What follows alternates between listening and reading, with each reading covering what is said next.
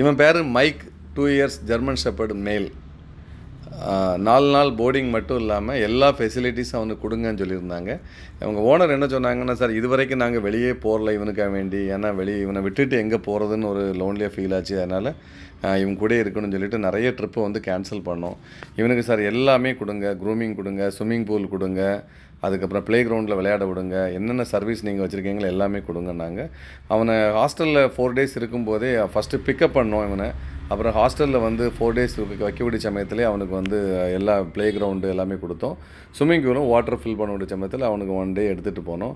அவ்வளவு அழகாக ஸ்விம் பண்ணுறான்.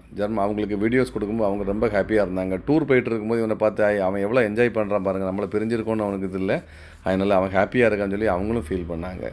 அது மட்டும் இல்லாமல் ட்ராப்பும் நம்மளே கொண்டு கொடுத்தோம். ஸ்விம்மிங் முடிச்சுக்கிட்டு அவனை க்ரூமிங் கொடுத்து எல்லாமே ட்ராப் பண்ணும்போது அவங்களுக்கு ஹாப்பியாக இருந்தாங்க.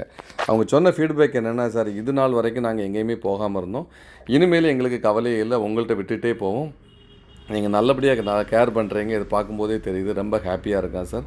அதை விட்டுட்டு வரும்போது மைக் என்கிட்ட வந்து மறுபடியும் ஒரு தேங்க்ஸ் சொல்ல மாதிரி என்கிட்ட வந்து இது பண்ணிட்டு போகிறான்.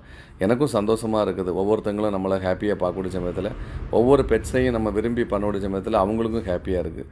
ஸோ உங்கள் பெட்ஸை நீங்கள் என்கிட்ட விடும்போது நம்பி விடலாம். கண்டிப்பாக என்னால் உங்களுக்கு நல்ல சர்வீஸ் கொடுக்க முடியும்னு நினைக்கிறேன். தேங்க்யூ.